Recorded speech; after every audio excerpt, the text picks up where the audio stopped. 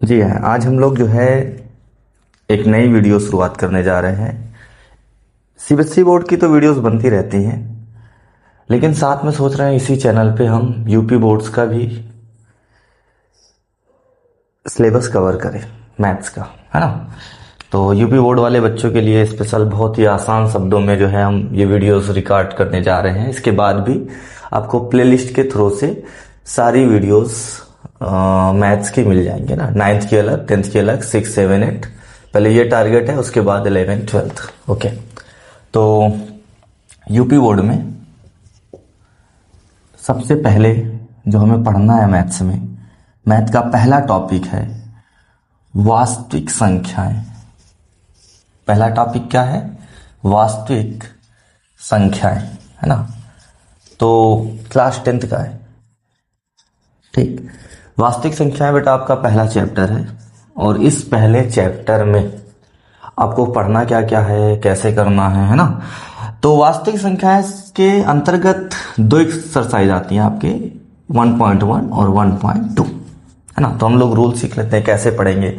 पहले हम लोग पहले पार्ट्स में वीडियोस की 1.1 का इंट्रोडक्शन, दूसरे पार्ट में 1.1 एक्सरसाइज, इसी तरीके से तीसरा पार्ट जो होगा 1.2 का इंट्रोडक्शन होगा, है ना। उनका परिचय देंगे कि हम लोग इसमें, परिचय का मतलब होता है, इंट्रोडक्शन का मतलब होता है कि 1.1 में आपको पढ़ना क्या है ना। फॉर एग्जाम्पल आप ये समझ के चलिए कि आपको 1.1 में क्या सोचना है, कैसे क्वेश्चन सॉल्व करने हैं, और इसमें क्या क्या आएगा।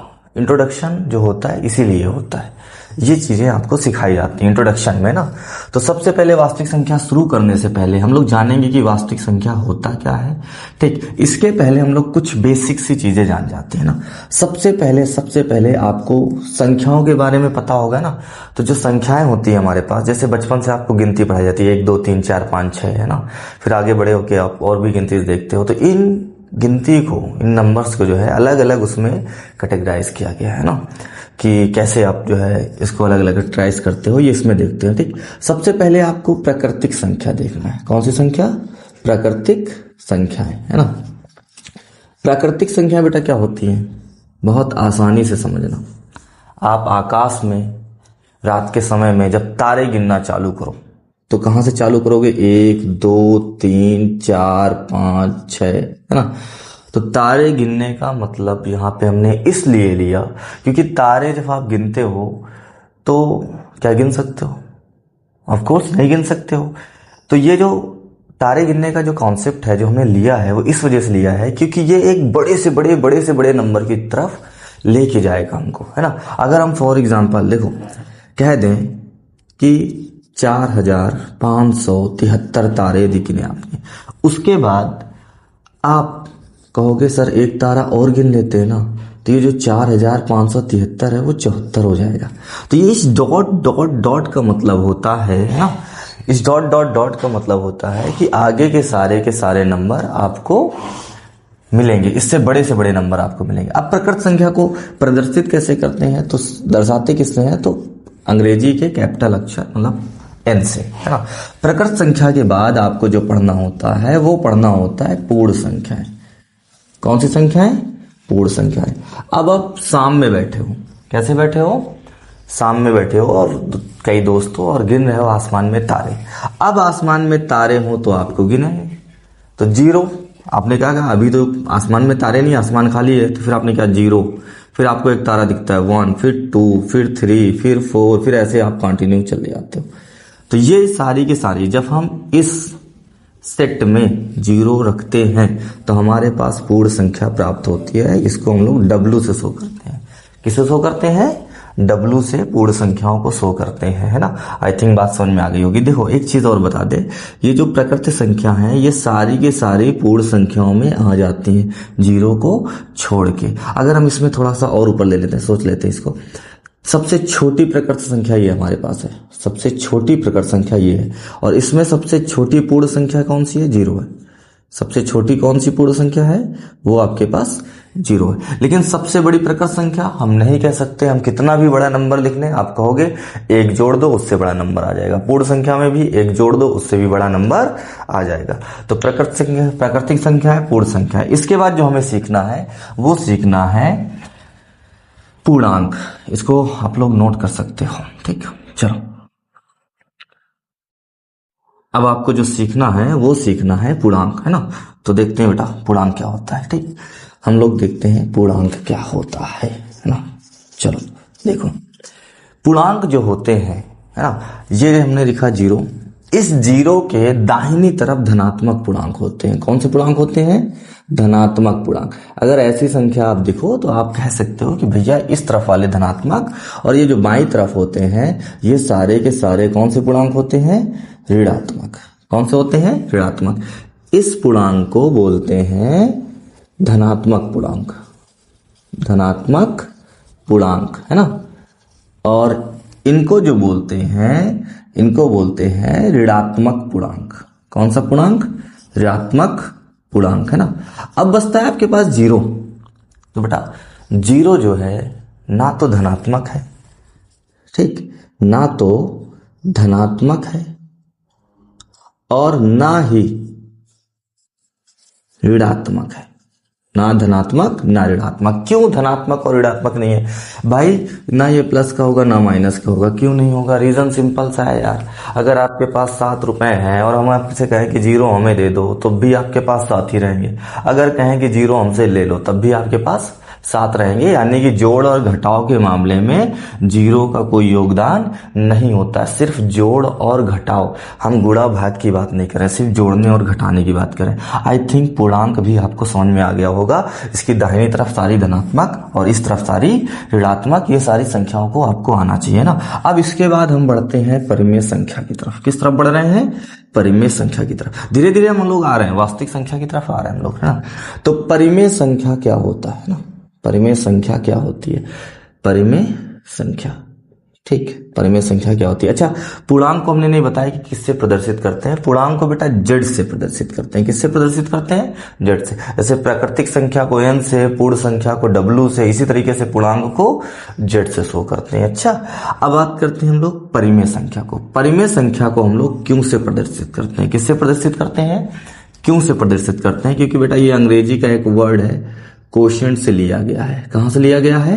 कोशेंट से। कोशेंट का मतलब क्या होता है? जैसे मान लो आपने 9 लिखा है और 3 से भाग देना है आपको ना। 3 त्रिकाई 9, 3 त्रिकाई 9, है ना। तो ये जो आपके पास ये जो बचता है ना भागफल, है ना, तो भागफल की अंग्रेजी होती है कोशेंट। क्या होती है? कोशेंट। तो यहीं से इसको लिया गया है ना। तो परिमेय संख्या को किससे प्रदर्शित किया जाता है? क्यों से प्रदर्शित किया जा रहा है। ठीक, इसका हमने रीजन भी बता दिया क्यों से क्यों किया जाता है। ठीक, अब यहां पे परिमेय संख्या होती क्या है? तो सिंपल सा हम लिखते हैं दो पूर्णांकों का अनुपात। क्या होता है? दो पूर्णांकों का अनुपात। भाई दो पूर्णांक कौन कौन से? जैसे हमने पी लिखा और क्या लिखा हमने? क्यों लिखा। फिर क्यों जो है वो जीरो के बराबर नहीं हो सकता। अनुपात का मतलब हो गया ये, ठीक, P बटा क्यू, और ये Q does not equal to, यानी कि क्यू जो है जीरो के बराबर नहीं होगा। इसका रीजन क्या है? क्यों जीरो के बराबर क्यों नहीं हो सकता भाई?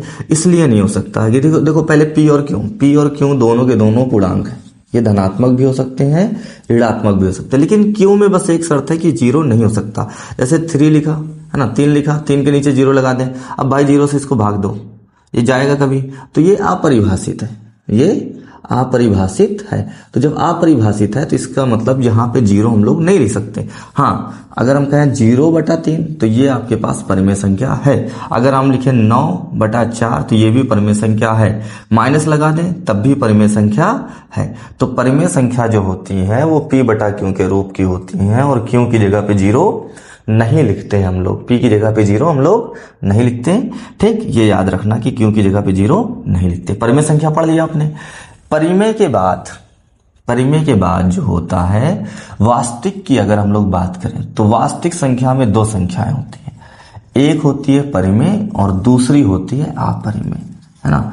तो जो 1.2 है बेटा, इसमें अपरिमेय संख्या जो है आपके पास है। तो ये अपरिमेय जो संख्या है इसको हम लोग 1.2 के इंट्रोडक्शन में पढ़ लेंगे, या फिर अभी हम नॉर्मली जान लेते हैं कि जिनको हम P बटा Q does not equal to इस रूप में व्यक्त ना कर सके, मतलब ना लिख सके, ऐसी संख्या को अपरिमेय संख्या कहते हैं। यानी कि वास्तविक संख्या एक आप अगर हम बात करें तो वास्तविक संख्या एक ऐसे बैग की तरह है, झोले की तरह है।